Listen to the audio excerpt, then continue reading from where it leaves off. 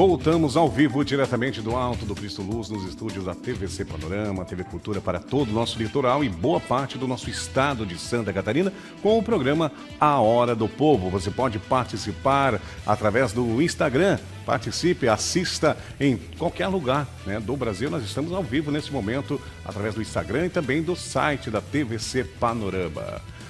Hoje aqui com a gente o Dr. Marcelo Vrena, advogado de direito eleitoral, político aqui, para conversar um pouquinho, para nós vermos como é que está o cenário, né, das duas cidades, Camboriú e Balneário Camboriú. Doutor, não é só o candidato, né, na verdade, ou os candidatos que cometem erros ou podem cometer crimes, né, e se complicarem. O eleitor também tem que tomar devidos cuidados, né, doutor, nesse pleito político, para não ultrapassar, né, não ultrapassar aquele limite ali, né, das coisas certas, como deve ocorrer dentro de um pleito eleitoral. Está apoiando um candidato, às vezes ultrapassa ou extrapola em certas condutas e pode se incomodar também, não é, doutor?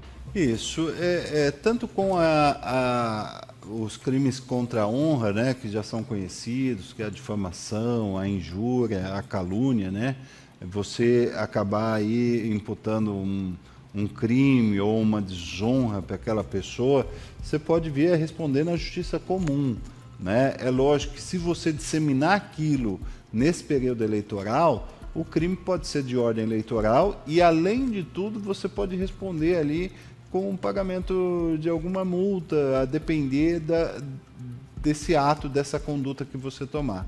Agora, o principal que o eleitor também tem que evitar é o quê? A propagação, a disseminação de algum conteúdo que ele pegou da internet. Então, assim, eu estou lá num grupo de aplicativo de mensagem, seja no Telegram, seja no WhatsApp, né, e vou fazer esse encaminhamento. Olha, achei aqui, está falando essa situação de determinado candidato, eu vou e replico isso. Se essa informação não for verdadeira, é toda uma cadeia de responsabilidade que pode haver, inclusive com aquela pessoa, pode haver com aquela pessoa e não ter qual a origem. A origem sumiu, desapareceu, veio de um número estrangeiro, por exemplo, tal, e aí pode acabar estourando na tua mão, que simplesmente pegou aquela informação e compartilhou para um grupo de WhatsApp lá, com 200 ou mais pessoas aí. Então, isso acaba ocorrendo o quê? A propagação, a disseminação de informação não confirmada ou sabidamente inverídica, ou então de uma mentira, né? Algo que realmente não é verdadeiro. Esses discursos de ódio também, então tem que tomar cuidado, porque a Justiça Eleitoral, inclusive, lançou um sistema de alerta de desinformação. E esse alerta para desinformação não é só desinformação no sentido do quê? De você propagar notícias que não são verdadeiras, mas também aqueles discursos de ódio contra determinado setor da sociedade, né? Tem que tomar cuidado realmente com essa situação. Outra situação também que tem que tomar cuidado é com o uso de inteligência artificial. O uso de inteligência artificial, para o bem, ela é permitida, inclusive na legislação eleitoral, através de uma resolução específica. Você pode utilizar, por exemplo, o pessoal deve estar vendo aquelas músicas de candidato, jingles, sendo criados com inteligência artificial. Aquilo ali está ok, não tem problema. O problema é a chamada deepfake, que é quando eu utilizo da inteligência artificial para utilizar a imagem da pessoa, a voz daquela pessoa, mas falando um conteúdo falso, um conteúdo que eu manipulo, né? Que a pessoa que cria aquele deepfake, ele vai criar um conteúdo que não é verdadeiro. Então, você colocar um candidato falando algo que ele não fez, fazer essa montagem, usar só o áudio, a voz, porque a inteligência artificial hoje está podendo fazer isso. Você utiliza, por exemplo, a voz do apresentador Adilson, que é uma voz reconhecida na nossa comunidade, e acaba colocando algo para ele falar com a voz do Adilson, e ela replica isso e as pessoas vão acreditar. Por quê? Porque é o Adilson que está emprestando a credibilidade dele para aquela informação. Então as pessoas vão falar, olha, saiu no programa Hora do Povo, eu pelo menos eu reconheci, era a voz do Adilson e tal, e tá aí o áudio, olha o áudio, o que está falando? Está falando que o candidato X fez isso. ou o candidato Y fez aquilo, né? Então, na verdade, isso daí é o que a gente chama de deepfake eleitoral. A montagem, a trucagem. Ela, por bem, ela pode ser utilizada. Vai dar aquela arrumada na foto, né? Deixar mais bonita a pessoa, um filtro mais bacana, não tem problema. Agora, se você quiser utilizar como montagem, como uma trucagem, aí não pode, aí é crime eleitoral, é propaganda eleitoral irregular e, além de tudo, vai somar um belo de um problema para a pessoa, assim que a Justiça Eleitoral tende a agir rápido nesses casos. É lógico que o efeito pode ser devastador, né? Se há 3 dias da campanha, sai um áudio ou um vídeo que o candidato está falando algo reprovável. O que vai acontecer? Pode ser que o resultado já se dê na eleição ali, mude todo o cenário político. Doutor Marcelo, um cuidado também que o eleitor também tem que tomar e o candidato mais ainda, né? Porque os candidatos têm os que são muito espertos, ou quase a grande maioria. Sobre o transporte, nós tínhamos em eleições passadas transporte de pessoas, doutor, para ir até o seu reduto eleitoral, né, para votar. Transporte de pessoas né, para ir votar, aquela coisa que todo candidato usava. Isso é proibido pela Justiça Eleitoral, não é, doutor? Isso é vedado, né? Na verdade, o transporte no dia, transporte de eleitores, existe uma legislação específica que fala que se o carro for particular e se for familiar, não tem problema, né? Porque não há um interesse direto em converter aquele fato. É lógico que as pessoas acabam levando um familiar ou outro para votar, e isso daí não tem problema. O problema é o quê? É o uso indiscriminado de transportes aí, vans e tal, né?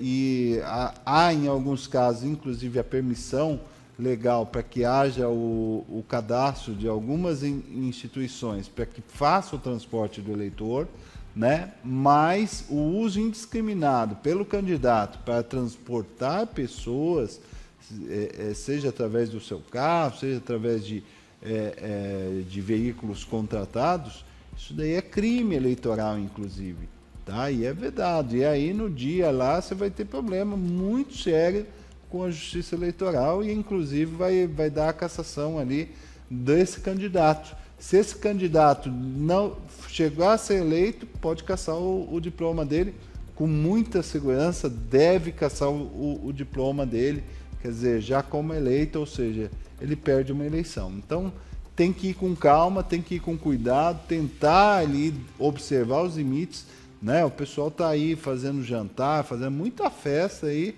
para eleitor, tem que tomar um certo cuidado. Dar qualquer tipo de brinde, né, é proibido para o eleitor. Brinde, benefício, vantagem, oferecer vantagem a eleitores, isso daí é crime, isso daí também é captação ilícita de sufrágio.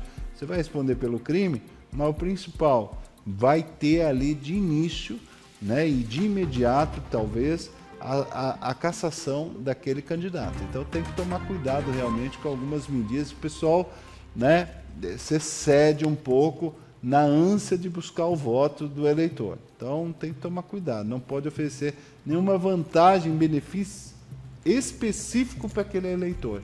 É lógico, você pode falar que vai lutar pela comunidade para conseguir um determinado prédio público, para determinada política pública para aquele bairro e tal.